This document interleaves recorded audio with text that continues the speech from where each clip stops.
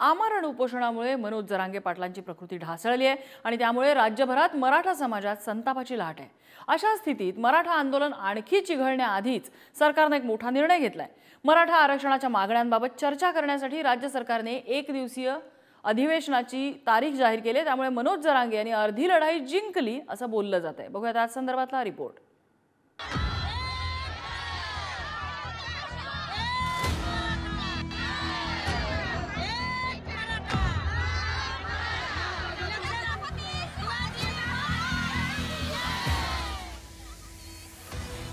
आमरण उपोषणामुळे मनोज जरांगे पाटलांची प्रकृती प्रचंड खालावली आहे। त्या पार्श्वभूमीवर राज्य सरकार अखेर खडबडून जागे झाले। आरक्षणाचा प्रश्न मार्गी लावण्यासाठी 20 फेब्रुवारीला विधिमंडळाचं विशेष अधिवेशन घेण्याचा निर्णय घेण्यात आलाय। या एक दिवसीय विशेष अधिवेशनात मराठा समाजाच्या विविध मागण्यांवर चर्चा होणार आहे। यावेळी मराठा आरक्षणाचा अध्यादेश काढणार असल्याचं बोललं जात आहे। मराठ्यांना स्वतंत्र आरक्षण देण्यासाठी राज्य मागासवर्ग आयोगाकडून सर्वेक्षण करण्यात आलं। राज्य मागासवर्ग आयोगाकडून सुमारे 3.5 कोटी कुटुंबांचा डेटा गोळा करण्यात आला। मराठा समाजाच्या शैक्षणिक, आर्थिक आणि सामाजिक स्थितीची माहिती गोळा करण्यात आली। मागासवर्ग आयोगाकडून अहवाल सरकारला सादर केला जाणार आहे। मागासवर्ग आयोगाचा अहवाल विशेष अधिवेशनात मांडून स्वीकारला जाईल।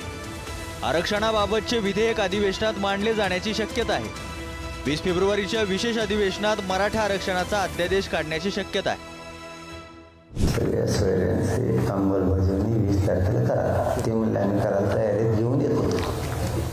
दुसरं म्हणणं होतं आपलं केसेस मागे ते म्हणले मागे घेत होतं आणि ते लिहून आणलं। दुसरं होतं मागासवर्ग आयोगाचं अहवाल स्वीकारून घ्या। 20 तारखेला तुम्ही मराठ्यांसाठी म्हणजे ज्यांना ओबीसीत घ्यायचं ते ओबीसीत घेते, ज्यांना मराठ्यांसाठी घ्यायचं ते मराठ्यांसाठी घ्यायचं। चारही बाजून आपल्याला मराठ्याचं कल्याण करायचं यासाठी तर रक्त जाणं चालू आहे। एकीकडे मनोज जरांगेंचे प्राण पणाला लागलेत तर दुसरीकडे विशेष अधिवेशनाला अद्याप 5 दिवस बाकी आहेत। त्यामुळे राज्य सरकार भलतंच निवांत आहे का? मंत्रिमंडळातील कोणतेही मंत्री अद्याप अंतर्वालीत का नाही आलेत? जरांगेंचं उपोषण सोडवण्याऐवजी सरकार ताठर भूमिका घेतंय का? हे प्रश्न या निमित्तानं उपस्थित होत आहेत। तुम्ही माझा फक्त मनोज दादाकडे बघा। तुम्ही आरक्षण तर तुमच्या बापाला बी द्यावं लागणार आहे। 47 आमदार आहेत, 147 आमदार आहेत मराठ्यांचे। तुम्ही एकत्रित या आणि सर्वसामान्य लोकांना न्याय द्यायचा बघा। फक्त दादाला उभा करा। आणि मी एवढं सांगू इच्छिते, आज मंत्रालयामध्ये आम्ही आज चोळी बांगडीचा आहेर घेऊन जाणार आहोत। शिंदे साहेबाला माझी हीच विनंती, एवढे दादाला जतन करायचं, नाहीतर असं काय मराठ्याची तलवार तुमच्या छातीत खूप सालेची राहणार नाही। तुम्ही मराठ्याचे आहेत, तुम्ही ह्यांचा जरा जाणीव करा। 6 दिवस झालं पाणी नाही, अन्न नाही, तुम्ही ह्यांचा जाणीव करा। तुम्ही फोन बंद करून बसलात, तुम्ही जरा जाणीव करायला पाहिजे। आम्ही चाकरवाडीहून इथं महिला चलत आलोत, पक्ष या दादामुळं तुम्ही ह्यांचा विचार करा थोडा। आणि मोठं होतात आमच्याकडून, आमच्याच मतावर तुम्ही मोठं होतात। तेव्हा कशा तुम्हाला आमच्या गरीब लोक मराठी दिसते, तेव्हा कसं तुमच्या डोळे जात नाहीत? आणि आता कसे काय आंधळे झालात का? काय झालंय तुमच्या डोळ्यात? कुणी चटणी टाकली? तर माझ्या दादाला काही झालं तर मी मंत्रालयावर बॉम्ब मी स्वतः टाकीन, सगळं मंत्रालय भस्म करून टाकू शकते।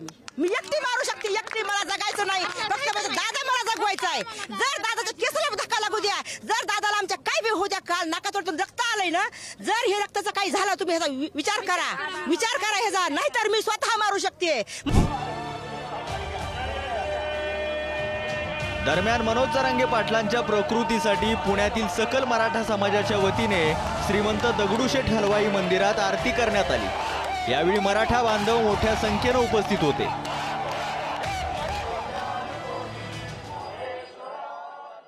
एवढा मोठा लढा त्यांनी उभारलेला आहे सकल मराठा समाजासाठी, तर त्यांची प्रकृती व्यवस्थित राहावी आणि सकल मराठा समाजाचं जे काही कल्याण व्हायचं आहे ते सगळ्या मराठा समाजाचं कल्याण व्हावं यासाठी आम्ही आलेलो आहोत। आणि बाप्पाच्या चरणी आम्ही आरती केलेली आहे आणि दादांच्यासाठी साकडं घातलेलं आहे, मनोज जरांगे दादांसाठी, की त्यांची प्रकृती लवकरात लवकर व्यवस्थित स्थिर व्हावी। आज आरतीचं उद्दिष्ट असं आहे, आमचे मराठे योद्धे, संघर्ष योद्धा, सच्चा आमचा नेता मनोजदादा जरांगे पाटील यांचं एक मागील 5 दिवसापासून परत उपोषण चालू झालेले आहे. त्यांची तब्येत अतिशय खालावलेली आहे. त्यांच्या नाकातून रक्त येते, पोट दुखतंय, त्यांना त्रास होतोय. तर त्यांची तब्येत व्यवस्थित राहावी, त्यांची प्रकृती सुधारावी यासाठी आम्ही आज श्रीमंत दगडूशेठ हलवाई गणपती मंदिरात बाप्पाला साकडं घातलेलं आहे की त्यांची तब्येत चांगली राहावी. अन्न पाणी घेत नसल्यामुळे मनोज जरांगेंना उपचाराची गरज आहे, पण मागणी मान्य झाल्याशिवाय उपचार घेणार नाही यावर ते ठाम आहेत. त्यामुळे या उपोषणाविरोधात ॲडव्होकेट सदावर्तेंनी कोर्टात धाव घेतली.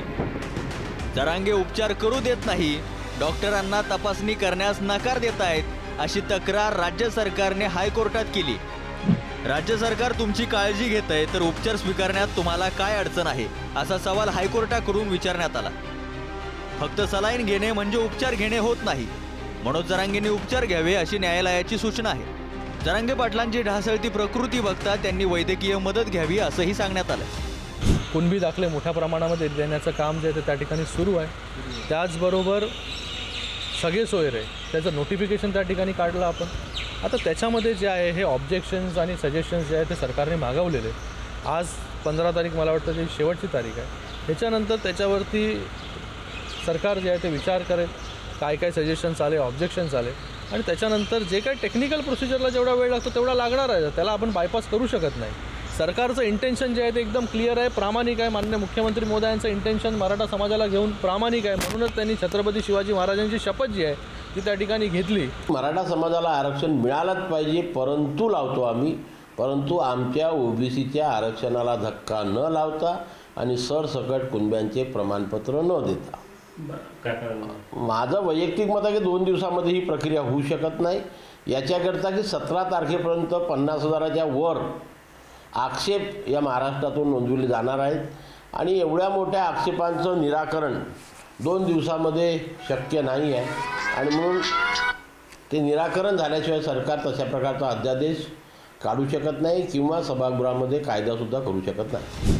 जरांगे पाटील मुंबईच्या वेशीवर असताना राज्य सरकारनं त्यांच्या मागण्या मान्य केल्या. कुणबी प्रमाणपत्रासंदर्भात अधिसूचना काढत कायद्यात रूपांतर करण्याचा शब्द दिला.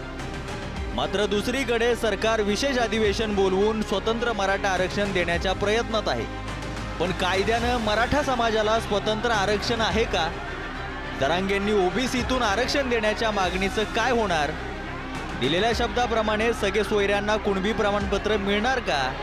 या प्रश्नांची उत्तरं अद्यापही स्पष्ट होत नाहीयेत. ब्युरो रिपोर्ट, पुढारी न्यूज.